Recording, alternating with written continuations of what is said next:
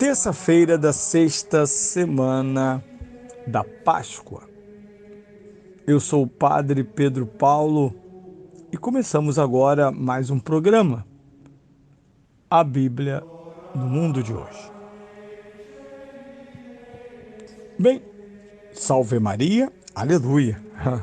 Não podemos esquecer de associar tão felizmente esses dois polos de uma unidade que é a fé cristã, na sua expressão mais genuína, que é a fé católica, apostólica e romana. Bem,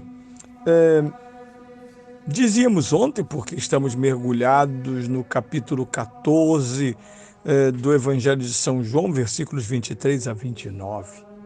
Víamos então e saboreávamos esta inter-relação entre o discípulo, o mestre e o pai. Sim, o discípulo está envolvido com a Trindade, porque ao guardar a palavra do Filho, ele é introduzido no amor do Pai. Porque guardar a palavra do Filho não é guardar informação no HD. O computador não pode reclamar se você armazena pornografia ou filosofia, música brega ou música erudita. Tanto faz. Ele armazena. Não. A única coisa que o incomoda são os vírus, quando introduzimos sem querer, através de carregamentos de novos conteúdos, vírus nos nossos computadores. Não, o discípulo não guarda coisas automaticamente ou em vão. Trata-se do ato e gesto de amor. Corrobora-se o amor que temos ao Mestre quando guardamos a sua palavra. E como sabemos que Jesus é o Verbo que se fez carne, significa praticamente ter guardado Jesus consigo. Quando ouvimos no início do Evangelho de São Lucas, capítulo 2, a bela história do Bar Mitzvah de Jesus, a sua primeira comunhão, digamos assim, judaicas, vemos como os pais o reencontram no templo depois de 3 dias de busca, e sua mãe é porta-voz da família sagrada e diz: meu filho, nós te procurávamos aflitos. Assim vivem aqueles que creem em Jesus. Não se pode perder Jesus de vista. Isso acontece em famílias cristãs. Elas são cristãs, mas perderam-se de Jesus e não foram procurá-lo. Quantas de nossas famílias, conhecidos, vizinhos, os filhos fizeram a primeira comunhão, os pais se casaram na igreja, fizeram o crisma. Alguns foram coroinhas, outros foram catequistas. E, de repente, sopros, tempestades e ventos, e eles começaram a deixar Jesus de lado. E quanto mais caminhavam, mesmo notando a ausência de Jesus, e aqui quero dizer da Eucaristia, prosseguiram. E um dia, infelizmente, assim tem acontecido, um fato grave, morte, doença, desemprego, desentendimento, separações e tantas outras coisas que a vida traz, os faz dizer: meu Deus, perdemos Jesus pelo caminho. Nós te procurávamos aflitos. Pois bem, este amor do discípulo, amor a Cristo que o guarda, atrai para ele o amor do Pai e do Filho. Por isso, a grande promessa daqueles que guardam o Verbo em si próprios, isto é, são sacrários, é tornarem-se eles mesmos habitação da Trindade. A teologia, sobretudo no seu início, de origem linguística e cultural, filosófica grega, vai nesse texto mergulhar e nos oferecer um dos mais bonitos dos tantos lindíssimos dogmas da igreja, a inabitação. A comunhão na missa, a unção dos enfermos, a ordenação, o matrimônio, os sacramentos como tal, não são uma narrativa sobre Jesus. Não, não são. Eles são e permanecem inabitação. Eu e o Pai viremos e faremos nele nossa morada.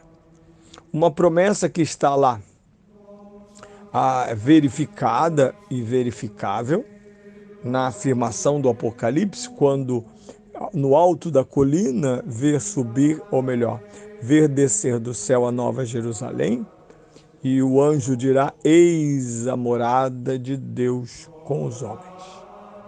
Promessa que vem lá do Antigo Testamento, isto é, promessa de Deus mesmo ao povo de Israel, quando Israel vê seu templo destruído pelos pagãos, finalmente percebe o que é a morada de Deus entre os homens.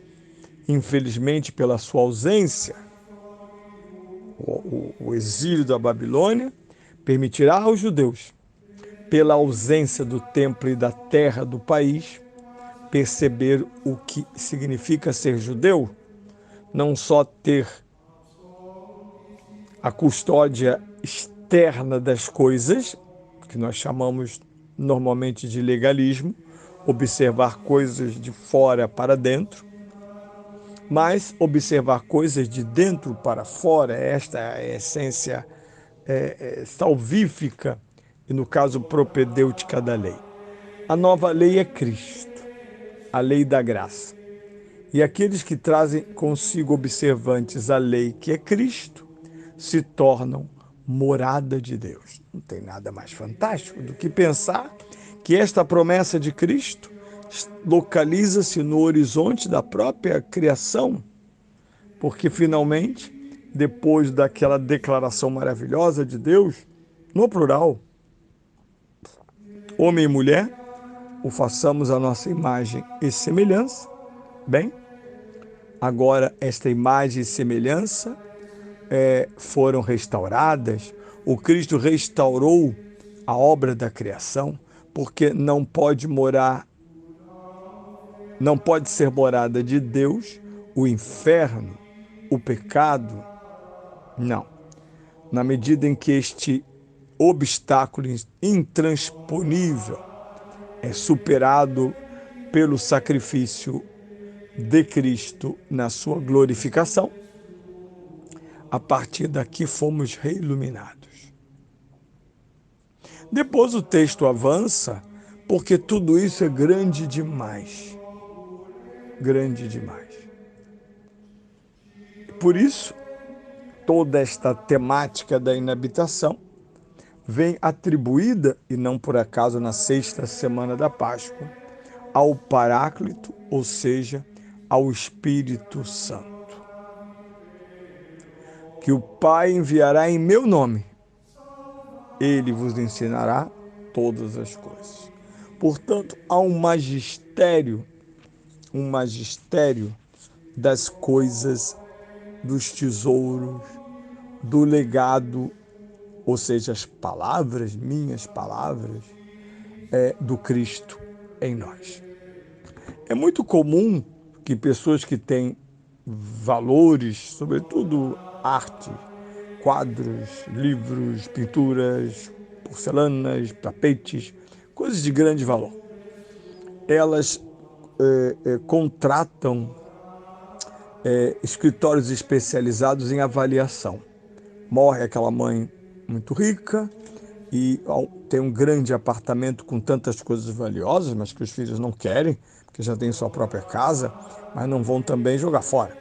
Então eles avaliam para venda, para ter ideia de quanto aquele acervo, por quanto aquele acervo pode ser vendido e, portanto, comprado. Pois bem, o Espírito Santo é esse especialista na presença de Deus, a nossa consciência. Por isso ele produz em nós dor, quando nos mostra que estamos deixando o acervo de Deus fora do alcance, não só da nossa usufruição, gozar da presença de Deus, o gozo da presença de Deus, mas também aos outros. Lembre-se que quando você não é bom administrador dos bens de Deus, que é Deus mesmo em você, os outros não alcançam e você não comunica e nem compartilha, está na moda, né? Você não compartilha o legado e o acervo divino. Portanto, além de pobre, mesmo sendo rico, empobreces tua família, teus amigos, mesmo a tua comunicação com o mundo.